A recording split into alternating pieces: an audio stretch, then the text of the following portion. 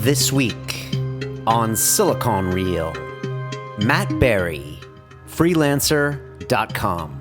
The GDP of Freelancer is actually larger than some nation states. This is like an eBay for jobs. We have a population that just overtook Sweden and Norway. This is really an aspirational brand in the developing world. It's just an amazing company to run in terms of what we're actually doing in the world. We empower entrepreneurs on two sides of the world. All the pain, the time, the hassle, and the cost of turning your ideas and inspiration into reality, we take that away. The cost is about 10 to 20% of what you would normally expect to pay. We've been cash flow positive in this business ever since it began. We had about $300 million of interest in a $15 million IPO. The business is flying. Every single industry is waking up somewhat disruptively to discover it's now dominated by a software business. Every job that you can think of, particularly white-collar jobs, is heading to software. We are in the very, very, very early stages of replicating the first country in software. siliconreal presents Matt Barrie, freelancer.com. We're just trying to be in every job, every country, every language, every currency.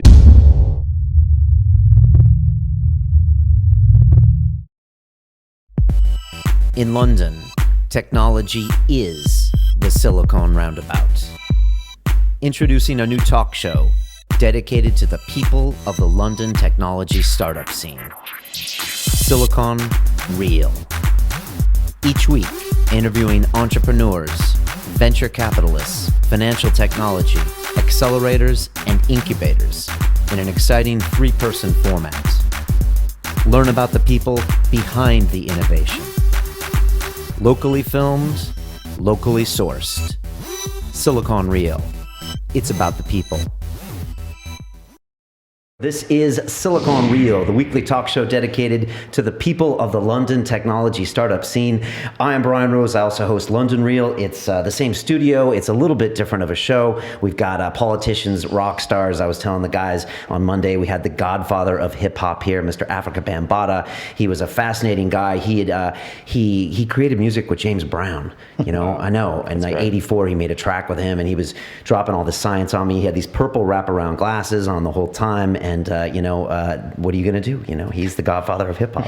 So, that's over on londonreal.tv. But today we're here to talk tech. My co-host is Colin Pyle, doing the coffee thing. You're at Harrods selling coffee. Everybody I ask if they've gone to Harrods, I ask them, have they seen your coffee? Anyways, let's get on with the show. Our guest today is Mr. Matt Barrie, who is the chief executive of freelancer.com, the world's largest freelancing marketplace, primarily connecting small businesses and individuals from the Western world with freelancers in the developing world. You are an associate professor at the University of Sydney and were picked by LinkedIn as one of the world's most influential business thinkers. Matt, welcome to Silicon Real. Thanks for having me. Thanks for being here. I saw recently that you quoted Marc Andreessen by saying, software is eating the world. Yeah. It's a fantastic quote, but it also is subject to a massive amount of interpretation. And I was wondering, what did you mean when you quote that? Well, I tied into the whole fabric of the story around Freelancer. I mean, if you look out there, every single industry is waking up somewhat disruptively to discover it's now dominated by a software business, or about to be dominated by a software business. It's the largest direct marketing company in the world is a software company. It's Google. The fastest growing telecoms company in the world is a software company. It's Skype, which is part of Microsoft. The biggest bookseller, the biggest shoe seller in the world is a software company, which is Amazon, soon to be the biggest retailer in the world. And this all ties into the narrative of Freelancer, because what it means, the flip side or the corollary of this is every job that you can think of, particularly white-collar jobs, is heading to software. And so what that means is that two people can potentially work any time of day on the other side of the world with each other collaboratively on a job. Yeah, that's fantastic. I mean, it just seems to be just ripping apart every single industry that you look at, in some way. And then Marc Andreessen seems to be funding a lot of those, right? Yeah, that's right. I mean, you described briefly, Freelancer in the past as an eBay for jobs. Is it that simple? Is it complicated? I find that any simple business model is usually backed up by a very complicated process, complicated software. Well, if you want to tie into the previous question, I mean, in a very abstract way, the way that Freelancer fits into the software story is we are in the very, very, very early stages of replicating the first country in software.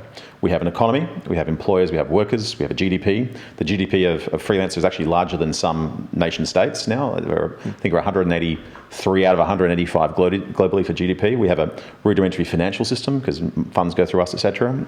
We have a rudimentary legal system, arbitration, dispute resolution, and we make decisions on a daily basis around things like that the governments would normally make decisions around, like should we raise the minimum wage in a particular area, and so on. So that's kind of the abstract way in which I like to think about it. We have a population that just overtook Sweden and Norway. You got 11 million right now? 13.8 million. Okay, all right. And growing. Half of Australia almost. We don't have that many of this. I mean, Australia's only about 4% of our business, but in terms of size, the size of population, it's about half of Australia. Interesting. Yeah. When did you start comparing your company to sovereign nations? Is that something? Because I love it, but I haven't heard But that. it all went to my head. No.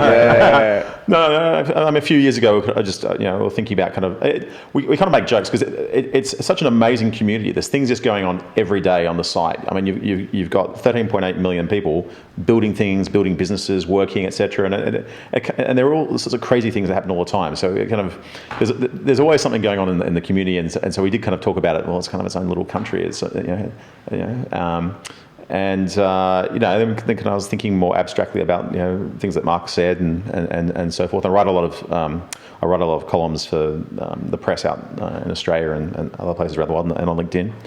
And it kind of hit me. It really is in an abstract way a very early stage of a country in software, and we have to make this a long-term sustainable business. We have to make institutions that will basically that you actually need to have in sovereign nations to actually make them survive for the long term. So things like using the community to curate, using the community to enforce the laws and regulations and make them feel like they're a part of it and so on. So that's kind of how I came up with the idea. You built this company through 12 acquisitions? 13 now. 13. I was wondering if you could talk us through, the genesis of Freelancer, why it was necessary to make the acquisitions. Are you happy with them? Would you recommend other people to do that? Okay.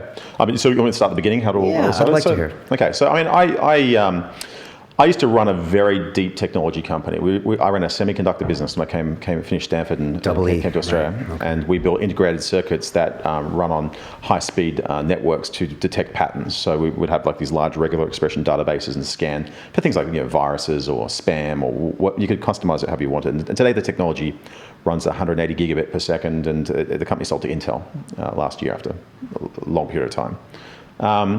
And so when I left in 2006, that business, I was looking for something to do, and I took some time off, and I was helping some people get some websites up and running. And one particular website was just an online directory, and I needed to kind of fill in a whole bunch of information into a spreadsheet. Name in one column, email address in the other column, URL in the other column for a whole bunch of shops for this online directory, and I thought what I'll do is I'll pay $2 per row in Excel. It's about 1,000 rows, pay about $2,000. And I'm sure some little kid would love, little brother or sister of a friend of mine would love to have $2,000 worth of work to work at home on a computer. I would have jumped at this years ago when I was a kid.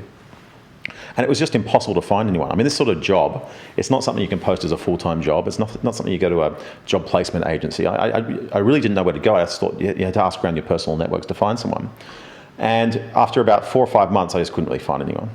And in frustration, I went to the internet and I just typed in, cheap data entry or data entry online or find data entry freelancer. And I just found this website called Get a Freelancer. And this was a site run by a Swedish entrepreneur. It was a funny story. He lived on a fish farm in Vanuatu.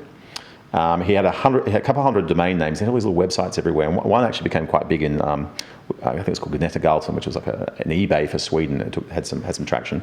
But this other website, Get a Freelancer, it looked horrible. It looked like Craigslist. It was all, I make jokes. It was designed with the paint left over from the USS Midway. It was just like greys and so forth. But it looked like people were getting work done there.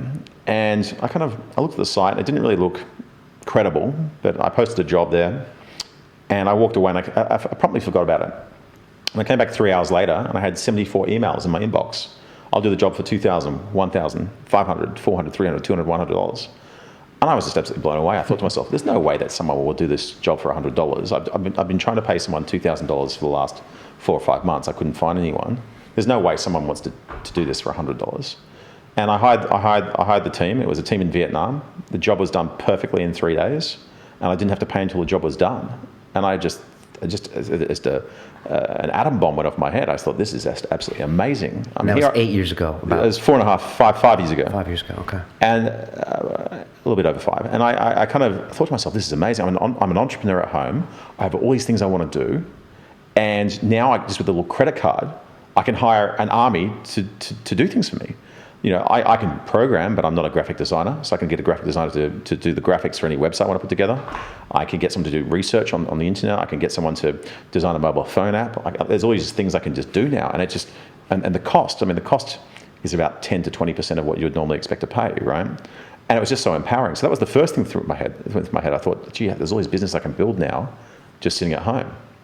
The second thing I went in my head was I thought, this space has to be huge. This is just, when you think about what are the companies you want to start that can be big opportunities, you need to have companies that are solving a problem. And this solves a real problem for me as a sole entrepreneur. It was just, I could now have a workforce inexpensively. And I thought, this is like an eBay for jobs. I thought, this is huge. And I thought, there are global marketplaces for products out there, Amazon, Alibaba, eBay, and so forth. Surely there's a massive category that's missing, which is a global marketplace for services. I thought seems pretty obvious to me. Now, back in 2008, 2009, when I was getting going, it wasn't immediately obvious, right? And I'll come back to that in a second. Had Tim Ferriss already written 4-Hour Workweek? Because that's the first time I heard about outsourcing. But that was a long time ago. He did.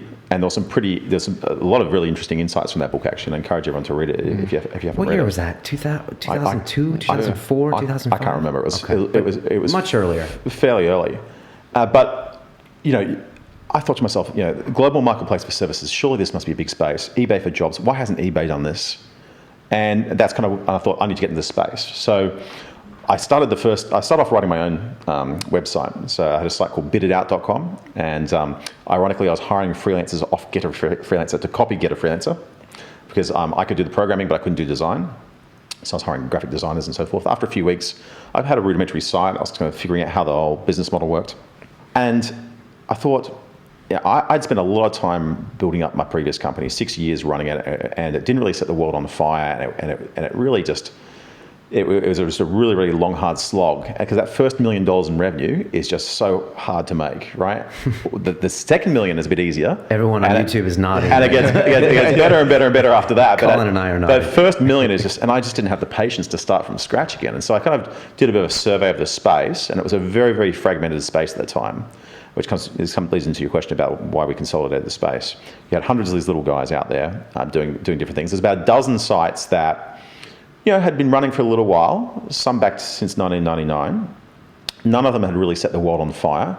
A couple had venture capital behind them, but had either gone through a cram down in the first dot-com crash, or otherwise hadn't really gone anywhere. And I thought to myself, maybe I need to buy rather than build. Maybe I need to try and buy some of these sites that had a bit of traction already, rather than actually try and start something from scratch. And it was part because I thought the space was very, very fragmented. It was also partly because I didn't really have the patience to start at zero and really try and, that first customer, that second customer, that 10th customer, and so on.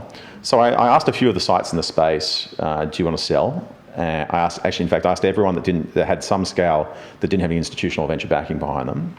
A few of them came back and said yes. Ironically, the first site I used was in due diligence to sell. I had 4 companies already in the process. And I said, well, just send me the information that you're sending them. And I asked him the price. And I thought, wow. I thought, it was a good price. I could basically acquire this business that had 500,000 users on it for less than I would need to raise if I started from scratch. And this site really stood out compared to everything else, because it had more traffic than anyone else in the space. And ironically, that's how I found it in the first place, because it was really, really good at SEO. And so when I typed in cheap data entry or whatever it was, I typed into Google, the way I found it is the way that everyone else was finding it, right? And that was this big acquisition channel was SEO. And so I looked at it and I kind of said to him, I said, well, I want to buy your company. And I didn't have any funds behind me at that point in time. But I said to him, listen, let me put an option agreement in place. I'll get the money in 45 days. If I can't get the money, I'll help you sell it to the next guy for twice the price. And that was kind of win-win for him. So I put the option agreement in place. I ran around town to get money. That wasn't easy. I just walked out of my last business. It was pretty tough times. The GFC. You're in Sydney. GFC was going on. The global financial crisis was going on, etc. And people would look at the website and they looked terrible. And I'd say, and so this comes to the next point I was going to make, which was Peter Thiel made a good point in his recent book, From 0 to 1, that look for the big opportunities where they're big secrets. So these are secrets that maybe other people aren't really aware, or something's taboo. They can't really talk about it, or it's just against common belief. Look for these opportunities where you're almost you're like a maverick. You're going against what the conventional thinking is. And in this particular case, in 2008, it wasn't obvious that you could go online. It wasn't obvious that the concept of going online to hire someone to maybe build a website for you, where the freelancer doing it was in Bangladesh or Pakistan or whatever, was going to work. And so back then, in 2008, really, you talk to people about this idea, and they said this is nuts. It's not going to work. What year did you actually realize this is going to work? When did it turn, or when was that tipping point? So it would have been around. A few things happened that really gave a big bolster of confidence. I mean, what got me out of bed in the morning when I first started was I just thought intuitively a global marketplace for services is surely that's a big category. But of course, it's very tough. I just walked out of my last business. That hadn't gone so well. Eventually it did sell. It was one of those what they call dark moments being an entrepreneur. And so I just thought, this site's got a lot of traffic, there's a lot of problems with it, I can fix it up, and surely that's going to just raise the revenue a little bit, right? And I thought, yeah, there is this kind of ultimate big goal to build an eBay for jobs, but I really, to me back then, it didn't really seem that was actually reality. That was kind of like a big blue sky sort of dream. But for me, it was like, I can definitely improve it from where it is now. So I started fixing things up on the site, just reskinning it from something that was just horrible design to just very basic. And so when did it kind of feel like there was traction? Like Well, 2011? as soon as I did that, the revenue doubled. So I did that in the first week, okay. Right? And then it was like, wow, that's pretty interesting. And then I used that to hire a few more people and so forth. And then there were a few really pivotal points. I mean, one of the pivotal points that happened early on that kind of opened my mind up was, I don't know if you know Tom Friedman. He wrote The World is Flat. He's a New York Times editor. He's great, really smart. Fantastic guy, amazing guy. So he does a lot of commencement speeches and a lot of public speaking. And all of a sudden, one day I woke up in the morning and there was the blogosphere was alive with this quote that he'd just given at a dinner for Intel graduates. And it was like, if I have a spark of an idea today, I can get that prototype. I can get the prototype of my idea designed in Taiwan. I can hop over to China and get it mass manufactured, right? I can go to Amazon.com and I can go get logistics and so forth sorted out.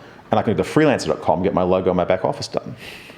And I thought, wow. And this is 2010, he said? It's about 2010 or so, okay. Yeah. And it's like, wow, Tom Friedman, who wrote The World is Flat, said that about the business. Oh, this is wow, this is amazing, right? That's the first book I thought of. He kept on repeating it every time he spoke. The quote got bigger and bigger, and it tied in. I can go across to Twitter, I can do this, I can go to Facebook, I can do this, etc.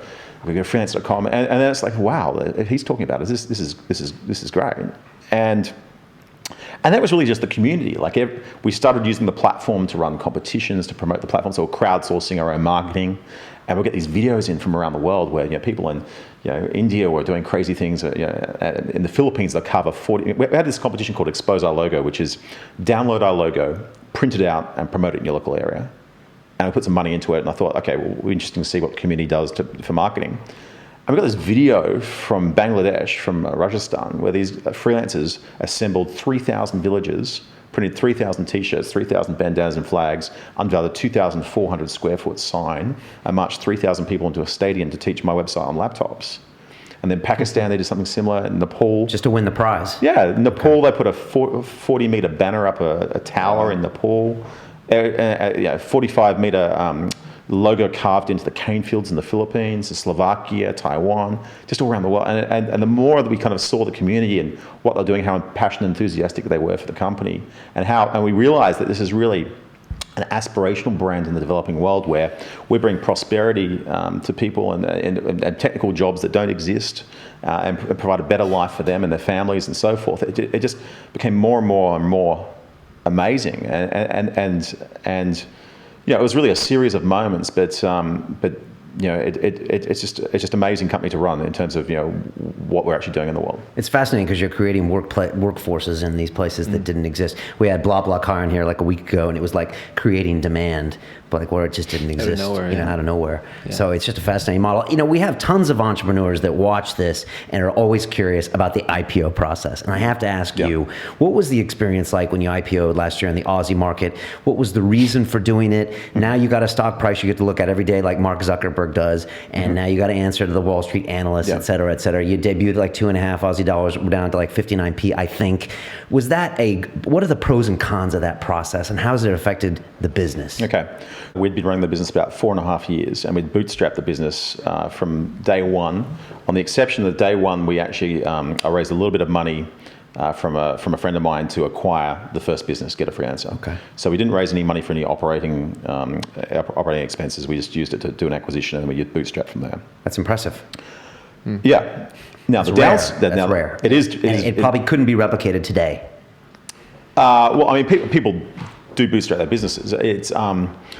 It's in Australia, we have never had a venture capital community in industry at all, and we won't anytime soon. And as a result, it's taken a lot longer for the Australian technology industry to get going, but the entrepreneurs we produce, I think, are just exceptional because they've figured out how to fund their businesses from the best place possible, which is by selling something that customers actually want to buy.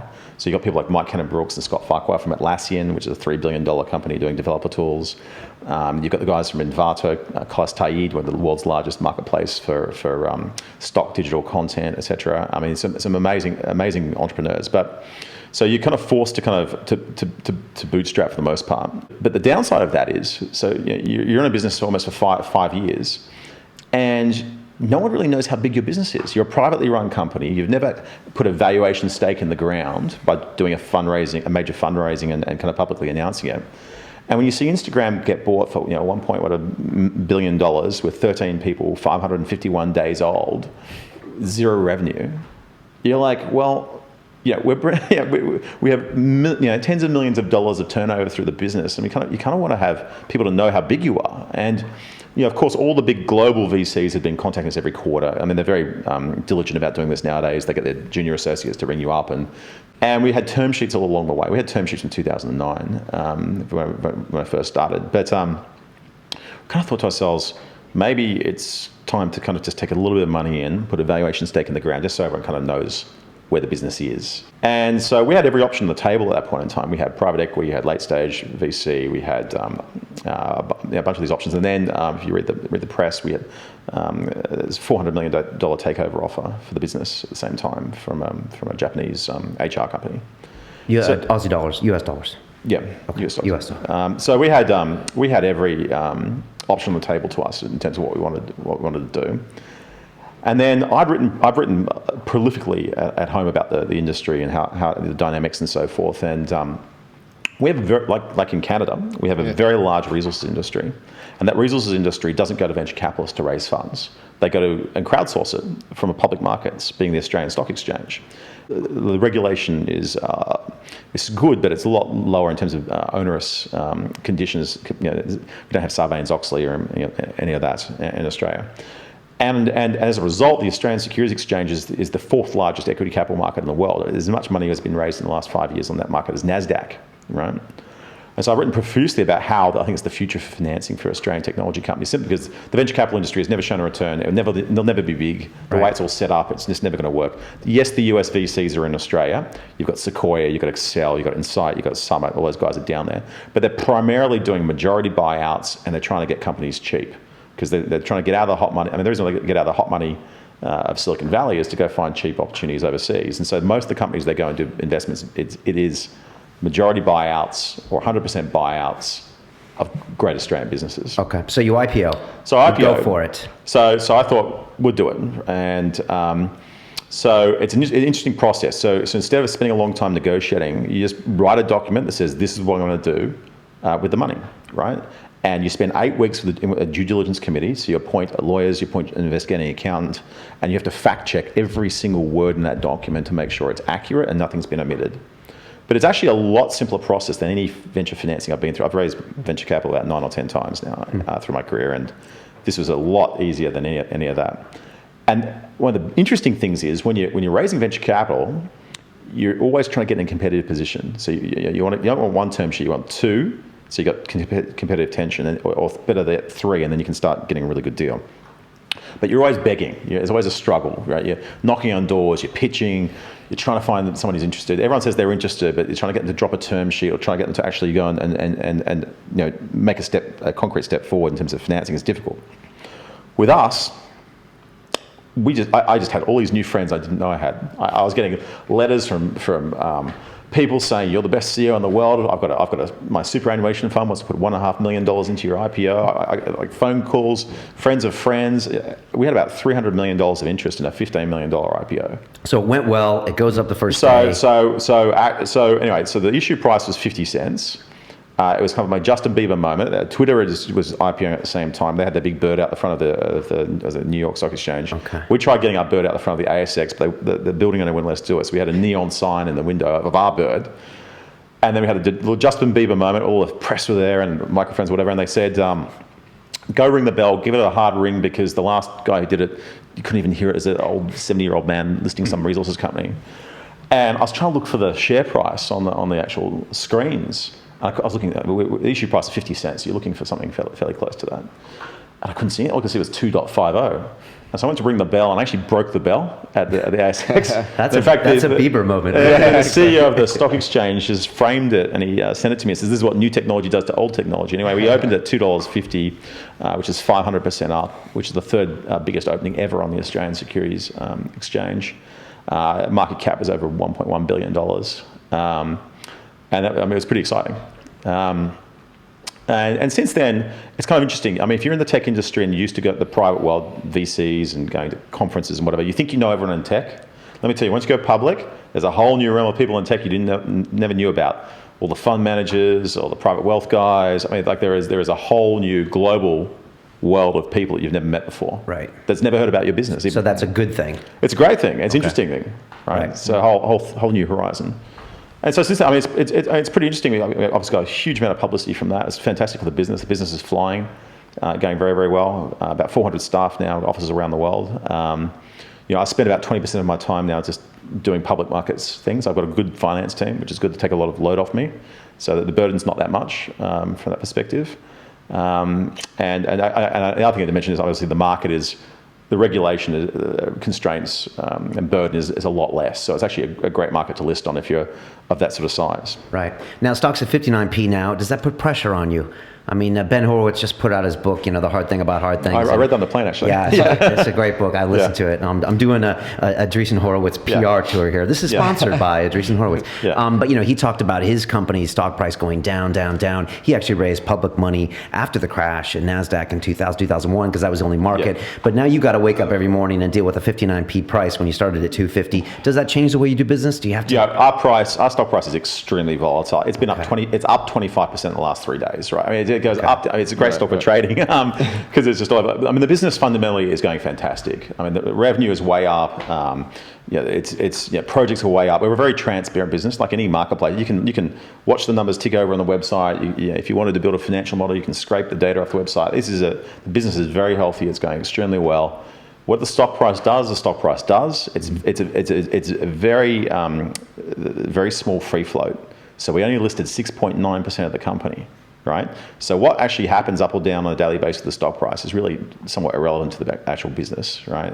From our perspective. Okay. It's only relevant if we actually want to do a placement or what have you. But, we've been cash flow positive in this business ever since it began.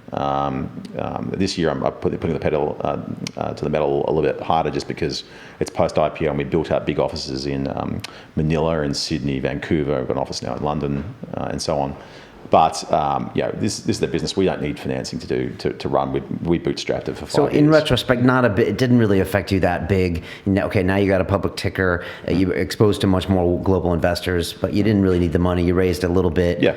But it's an interesting story for people listening. Great PR, right? Yeah, Oh, it's fantastic PR. Interesting. Yeah. You outsource stuff. You have in the past for your businesses. Yeah. When you hear him talking about Freelancer, like what are the things that pop in your mind? What's your experience been with outsourcing, et cetera? Yeah, I think for me, it seems like it'd be a nightmare in terms of dealing with all the problems that would happen. Because I guess, you talk to maybe 10 people for me that have outsourced, and I'd say relatively small percentage have a positive experience. But the ones that do have a positive, it's like amazingly positive, and they're there forever. And maybe I'm talking to the wrong group of people. I think you definitely are. Yeah, and maybe some people, I think now it's amazing how cheap people can get. You say it's 20% of the actual price roughly, but they'll still try to save 5% and not pay your fees or whatever they are. And so people often go around and try to use some dodgy site and end up getting a horrible job. And I'll put my hand up to I've tried a few different places and tried a few different jobs.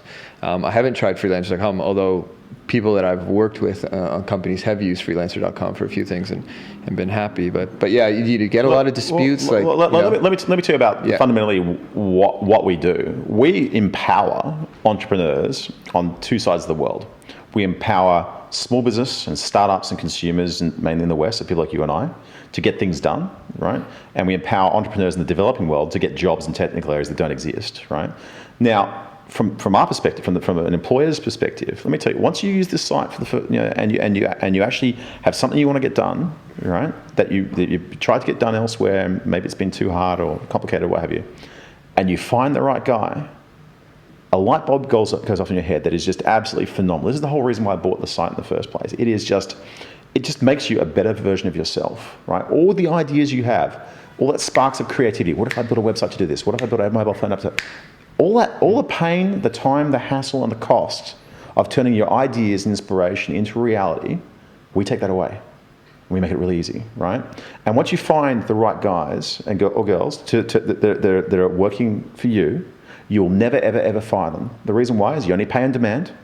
The price is so good that it's just amazing. And they're always there. So, the future is going to be, we're all going to have a personal area network of people assisting us, making us a better version of ourselves. In the future, you'll have a researcher on call, you'll have a designer on call, you'll have a programmer on call. You'll have all these people out there in your sort of cloud, your personal area network, to make you a better person, right?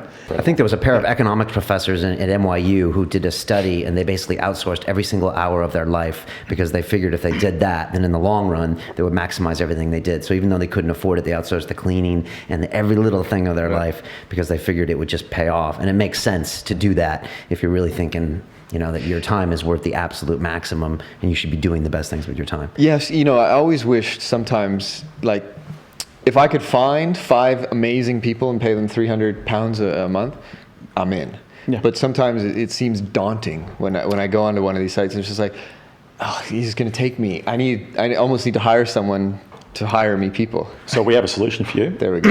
You can upgrade your project for $20 US. And we have a recruiter team that will find you the right person and guarantee the placement for you.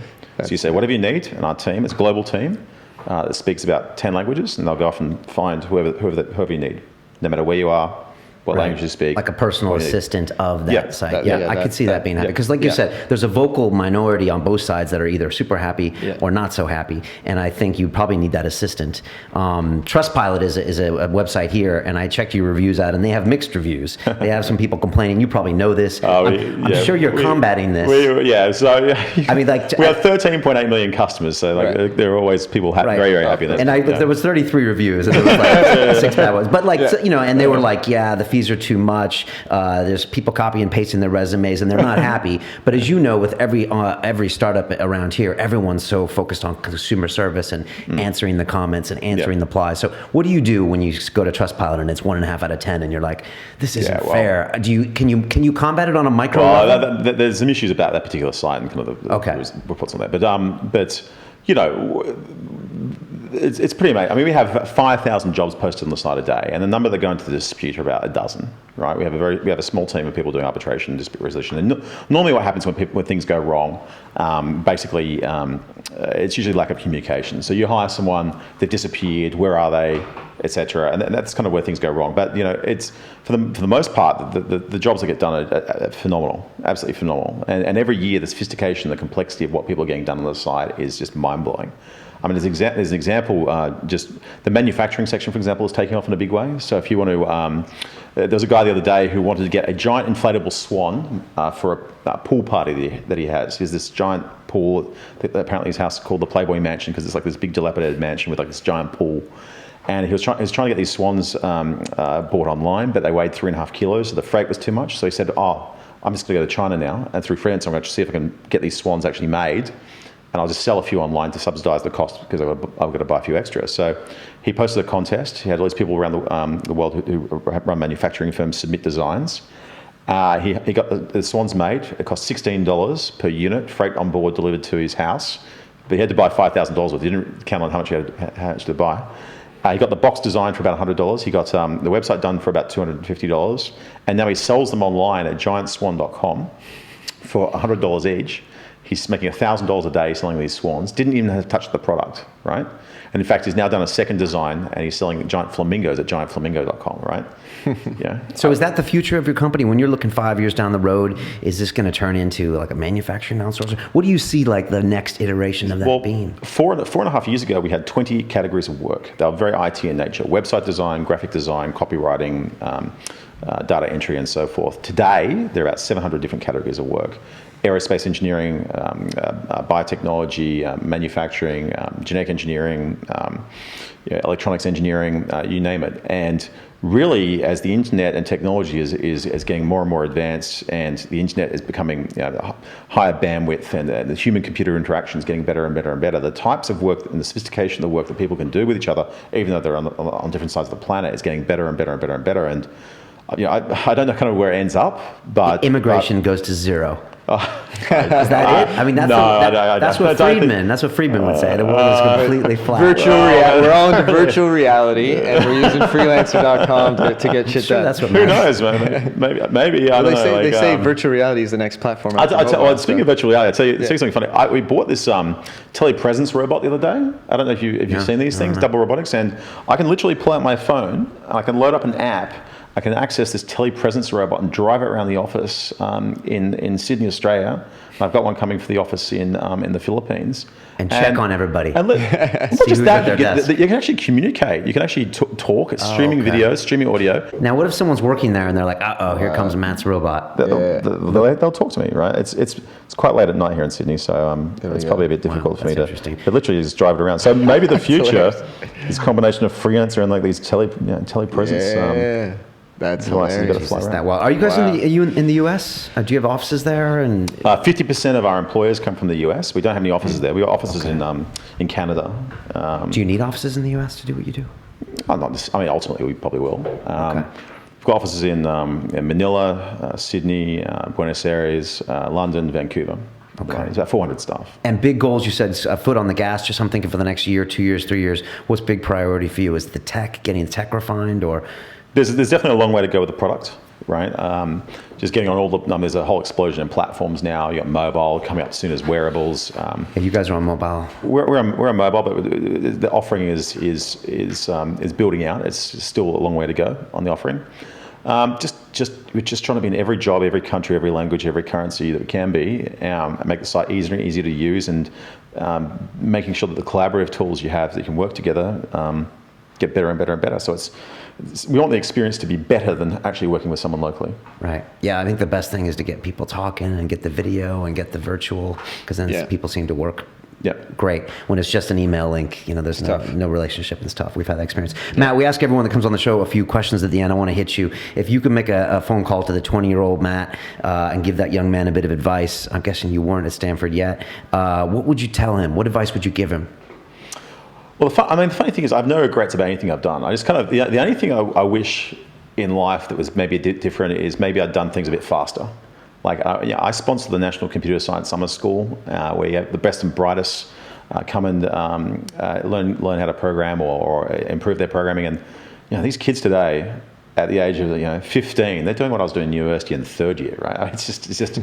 And I remember when I was back, I was a kid, and I thought, these adults, they're just dumb. This is easy. Anyone can do it. Now, I feel like I'm the dummy, right? I feel like it's just technology is growing exponentially, and just to keep up with everything that's going on is just incredible in terms of how much you have to dedicate to it. And I just think just go and do it, and take risks. No risk, no return. But the only regret I think I have is just I wish I did things a bit faster. Okay. Was that a big move when you went to Stanford and spent time in Northern California? Was that a pivotal moment of your life? No, that definitely was. Okay. Just brief story. I mean, one of the first subjects I did was a subject called IE 273, which was technology entrepreneurship, and you put 40 people in the room, 10 teams, four people per team. One guy's the CEO, one guy's the CTO, one guy's the VP of marketing, one guy's the CFO, CTO, CEO, head of sales marketing. And you write a business plan and you pitch to real world venture capitalists, and that's your mark, right?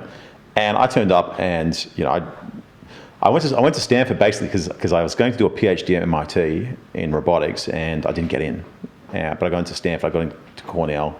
I thought, oh, well, I'll go to Stanford. But this is before the first dot-com boom. This is 1997, right? So this is just the beginning of the boom. And I was like, oh, it's a nice campus. I guess go here. It's my plan B. Good plan B. In this class, good plan B, ironic. And so in a master's for electrical engineering, they Yes. had you taking a business class? You can take cheese making, Right, okay. right? You can take anything you want. Californians. It's American school system, right? So I'm in this class, and this guy comes in and he goes, my name's Ken, and I did this class 4 years ago, and I didn't know what I was going to do, but everyone in Silicon Valley wants to know what you do in this class because Yahoo started in the class, Excite started in the class. I'm like, wow, okay. And he goes, well, I didn't know what I was going to do, but this guy came up to me and gave me $1,000. He said, I will write this business plan for me, and I'll give you $1,000. And he said, what's the plan? And he's like, oh, it's a mail order battery company. And he goes, I don't want to do that. That's boring. I'm an electrical engineer doing my MBA. I don't want to do that. And so he thought about it, and then 2 weeks later, there's a deadline to come up with an idea, and he didn't have an idea. So I'll take the $1,000. I'll give $100 to my teammates. I'll keep $700 for myself.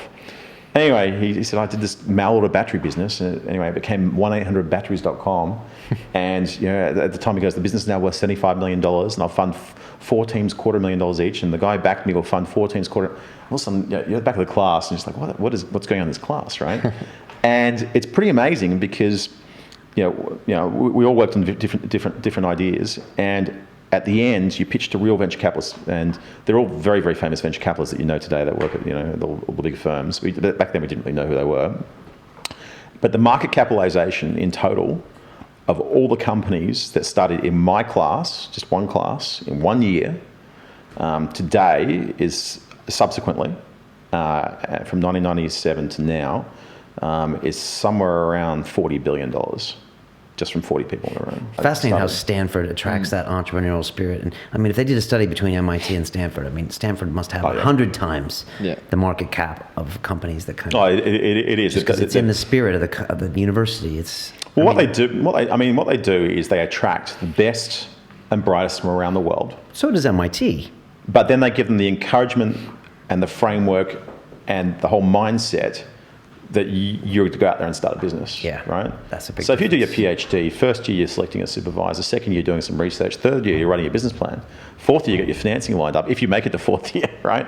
Without dropping out and doing your own company. And crazy. All your lecturers, my lecturers started Rambus, Silicon Graphics. I mean, all your lecturers started these big companies. Yeah. Right? Yeah. Just a couple more questions, Matt. Best advice you've ever received, business or personal? I love business. That you've kind of learned the last 10 years. It's kind of abstract. Okay. I've got a few, but one in particular that came to my mind is I was a 16-year-old kid, and my parents bought this business, and I was hanging out in the warehouse at this factory that they bought, and this old guy says to me, he goes, Matt, in life, if anyone ever asks you, can you drive a forklift? Just say yes. I'm like, what? Because there's a forklift there. He goes, look, just seize the opportunity. How hard can it be to drive a forklift, right? Just get the job, and then afterwards just figure out how to do it, right? I mean, no one trained me to go to CEO school. I just kind of did it and kind of figured it out on the job, right? That was a big thing for me. And then later on, when I was a CEO, some really good advice I got was, my last company, I had 9 venture capitalists. They were all fighting with each other. This venture-backed company, and so on. And I was trying to figure out how do I deal with this board? Because back then I thought, the board kind of runs the company and tells everyone what to do and so on. Because I was a very young first-time CEO. And this grizzled sort of Silicon Valley veteran said to me, Matt, the board has 2 roles: hire and fire the CEO. He goes, if they don't like you, they're going to fire you. He goes, if you listen to them, and I can guarantee you will get fired. If you don't listen to them, you may or may not get fired, right? Your job is to keep the company funded, so right? if you listen to them, you'll get fired. Yeah. He goes, your job as the CEO is to keep the company funded. He goes, either sell stuff to customers or find some way to keep the company funded. That's your job. Just focus on that. And so that was pretty good advice. That's great advice. I've never heard it it. put that way. Yeah. And that's really well said. A lot of people really don't know how to deal with the board or what it's there for. So, Matt, thanks so much for coming on. Thanks for answering the hard questions. Yep. I appreciate it. Freelancer.co.uk here in Britain. Yep. Are you guys hiring? Can they email you? This is always the test. Or how would they get in touch with you guys? Absolutely. I mean, we're hiring in all positions all around the world, engineering, design, UX, products, data science, etc. Just email careers@freelancer.com. And my email address is matt@freelancer.com, M-A-T-T. I've got emails from people all the time. I'm happy to respond to any questions you've got. Excellent. And you have that personal shopper experience where you can actually get someone behind the scenes that can speak the languages and do whatever you need to do. If you haven't tried the site, I guarantee I'm using it tomorrow. Find something you've never done before. will. Something that's hard that you're trying to get done that you haven't managed to be successful on, and just post a job. It's free to post a job. You get free quotes, and let me tell you, the same light bulb that went off in my head will go off in your head. Just suddenly you realize, and a whole new world will open up to you in terms of, wow, all the ideas I have, those little sparks of creativity, building these businesses, building these websites, etc. It's now so easy. I love it. Thomas Friedman endorses, so why wouldn't you? There you go. That's fantastic. If you're listening to us on iTunes, you come see us on our YouTube channel. We're actually putting out 1-minute trailers now on Fridays. We're going to be releasing those just for those little sound bites, so you can get kind of excited for what's coming up. Because there's some great things said here, like that board line. That's gold, right? Yeah. You have one job, right, to keep the company funded. So that's great stuff. If you have some guest suggestions, hello@siliconreal.com. We're on Twitter. We're on Facebook. We're on YouTube. Get involved. It's all good. Thanks so much for being here, Matt. I appreciate the time. All the best. I love this story. So take care. Thank you. Cheers. All right.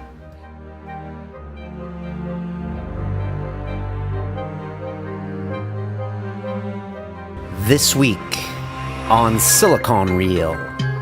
We have like over 2 million people using the service every month. BlaBlaCar is like 2.7 people per car as opposed to 1.5 on average in Europe. Our members are pretty proud. If you want to raise money, ask for advice. If you want advice, ask for money.